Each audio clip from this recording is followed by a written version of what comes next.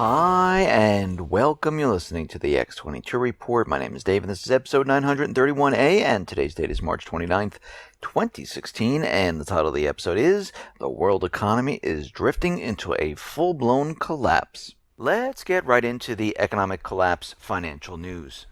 Now, as we can see, the market was pushed up a little bit, closing around 100 points or so.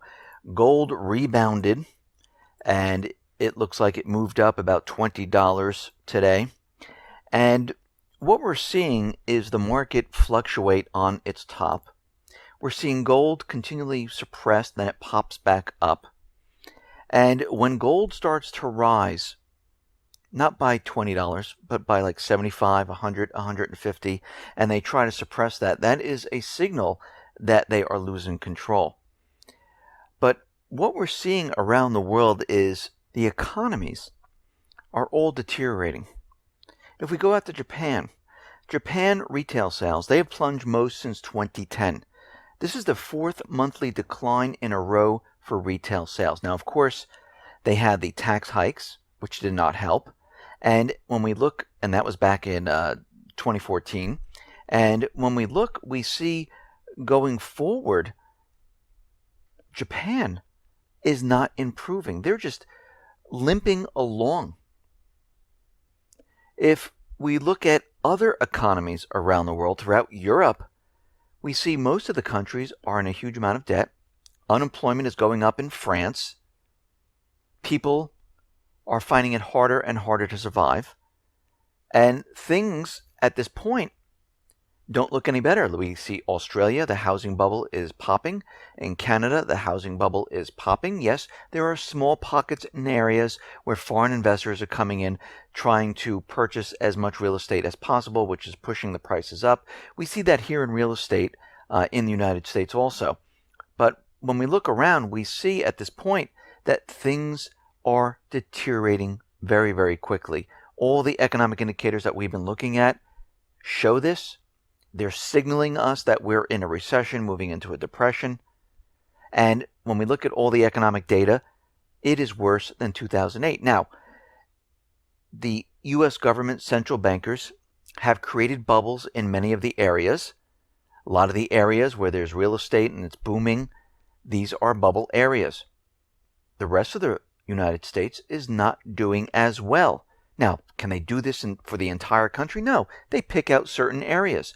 And when I looked around today, I see that housing prices in the U.S., they are falling. Houses are on the market longer and longer. I looked in upstate New York. I looked in North Carolina.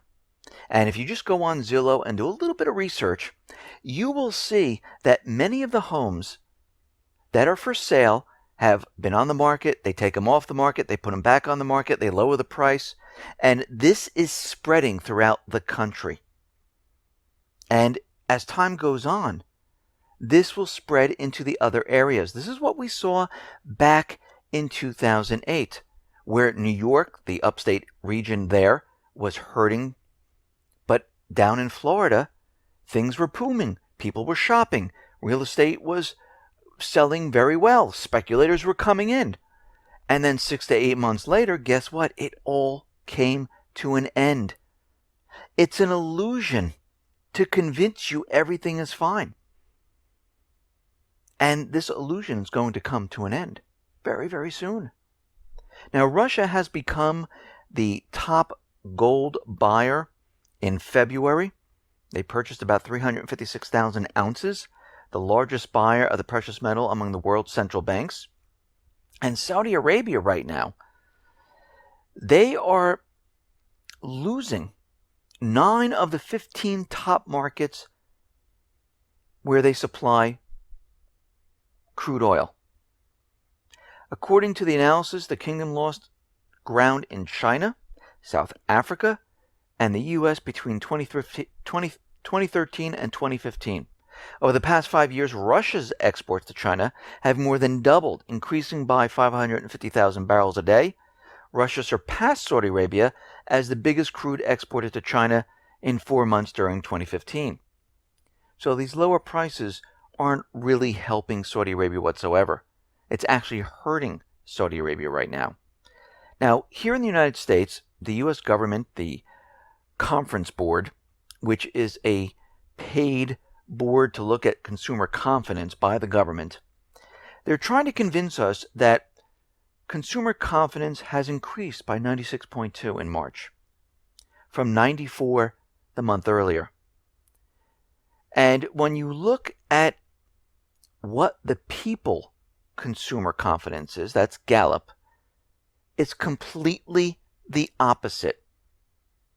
Now, Gallup goes out and does a survey among the people, and they find out, okay, how do you feel about the economy? How do you think the economy is doing? And what we find out is the U.S. Economic Confidence Index dropped by 13 for the week ending March 27th. The score is down from -9 the previous week. And what we're seeing right now is a discrepancy, as we always see. We see the government out there spewing that the economy is absolutely fine and perfect. And then we have the Gallup poll, which is surveying people, and their poll shows the actual opposite. So something's wrong here. Something is not right. Someone is lying. Now, Shiller, they have come out with their home prices, and they looked at 20 different cities, and they're saying that U.S. home prices rose by 5.75% year on year. And like I said earlier, I looked around the country in many different areas. Yes, there's a lot of speculating going on out in the real estate market. But for those people who are trying to sell their homes at this point and get into a larger home, it's not happening. These houses, and I'm looking at upstate New York, I'm looking in the North Carolina, South Carolina area, I'm looking in the Midwest, out west. Now, yes, there's going to be pockets of areas where there's going to be booming real estate, and there's going to be in the same areas where things aren't selling at all. Now, those people are selling their houses. When I looked on Zillow and other websites, I see that houses have been on the market 5, 6, 7 months, and the prices have been slashed $10,000, $20,000, $30,000 because they cannot move these houses. Now, I remember prior to 2007, when real estate was really booming, a house would stay on the market for about 2 weeks. That's it. 3 at the most, and it would be sold off. And the price would go up. As the market slowed going into 2007, going into 2008, houses were on the market longer and longer, and people didn't understand what was going on, and I saw prices level off. I saw them drop, and as the traffic dried up, prices dropped even further. People took the houses off the market, relisted about a month later, tried again. It didn't work. We're seeing the same thing happen once again. The illusion that the central bankers have created is rapidly falling apart. And we can see outside of these bubble areas that they're only looking at, things are rapidly deteriorating very, very quickly. And this is going to continually spread to other regions of the country. And it will hit your region eventually, just like in 2008. But this time, it's going to be much worse. Now, corporate defaults, they are skyrocketing at this point. There is a wave of bankruptcy which is sweeping the energy industry. But it's not just the energy industry. It's many other areas. In fact, the average credit rating for U.S. corporation is now lower than it was at any point during the last recession. This is yet another sign that we're in the early stages of a major economic crisis. The 2016 to date total is now 31, the highest since 2009 when there were 42 company defaults. And this is according to Standard & Poor's. What all of this tells us is that things are rapidly melting down at this point. And as time goes on, we're going to see this accelerate. Because the real economic indicators that we've been studying, that we've been looking at, that we've been tracking, are completely separate and apart from the government numbers. Now remember, the government likes to manipulate, massage, lie about what is really going on. Actually, I remember back in 2008, they really wouldn't even admit that things were falling apart. And that was in August going into September. The corporate media would say, yeah, it's a little bit of a slowdown, but don't worry. The economy, this size, cannot crash at all. Housing cannot come down in price. We've never seen that happen. It's just not going to happen. Don't worry about it. People are not going to lose their jobs. Everything is fine. Well, everything turned out to be not fine. Everything crashed.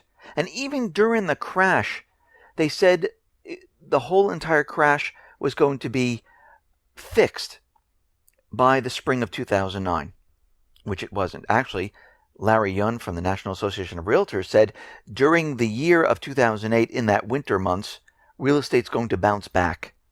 Well, that was completely wrong.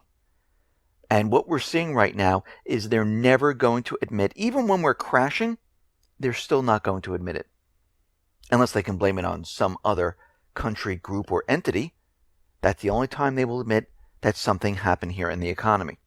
Now, David Stockman believes Janet Yellen and the central bank might raise interest rates one last time, or they might come up with an excuse why they can't do it.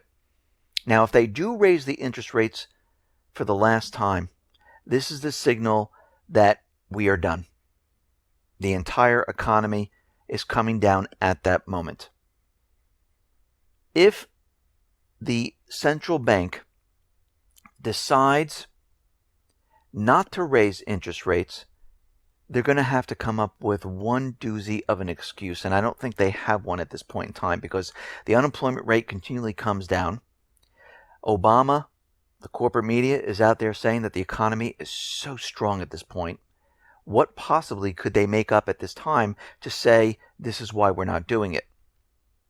Or why are we lowering the interest rates? Well, the only reason this would happen is if there is some type of an event. And they might say at this point, listen, we're ready to raise the interest rates, and then boom, something happens. Cyber attack, physical attack, things in that nature. Now, David Stockman is saying as soon as the markets realize that the Fed and the ECB are out of ammunition, it's completely over. And he says, we're almost there. The world right now is extremely unsafe, and we've never seen anything like this before, because the world economy is drifting into a recession, and we are not decoupled. We are not exempt. We're still in no man's land. We've had a dead cat bounce. It's been strong. The only thing left is to bury the cat. And we can see at this point, we are headed down a path from everything that we've been looking at. All the economic indicators, GDP, manufacturing, retail, housing, spending. It's all coming apart very quickly. Now, Obamacare, it is a complete and utter disaster. They have missed their projection by 24 million people. An average of about 201 million people have private health insurance in any given month of 2016. Now that 2016 is here, the CBO says that just 177 million people on average will have private health insurance in any given month of this year, a shortfall of 24 million people. Now remember, all these people just didn't elect Obamacare. A lot of them have health insurance through companies. So we can see that Obamacare has actually reduced the number of people with private health insurance. This is a failure. And what's very interesting is the Congressional Budget Office projects millions of workers will leave employer-sponsored health plans over the next decade because of Obamacare. Some will opt out to go to Medicaid, but others will be kicked off their company plans by employers who decide not to offer coverage anymore. Now, I think what is happening here is this is part of Obamacare's plan. Because remember, when they do something, it's not to benefit the people. It's to benefit who? The corporations, the government, the central bank, and not the people. And when we look at this, we see what is the motivation for Obamacare. Well, it's to bring in lots of funds to the health insurance companies, to bring in tax revenue to the government, and to give benefits to the corporations. And if corporations push people through Obamacare out of health plans, the people have to make up the difference. The corporation is off the hook. They don't have to make those payments. And it's easy to get past that penalty. All they need to do is cut hours, cut the number of employees, which they're going to do anyway because the whole entire economy is falling apart. And when we look closely at Obamacare, we can see that this is all part of the plan to benefit corporations, to benefit the health insurance companies, to benefit the central bank, to benefit the government, and to give no benefit to the people.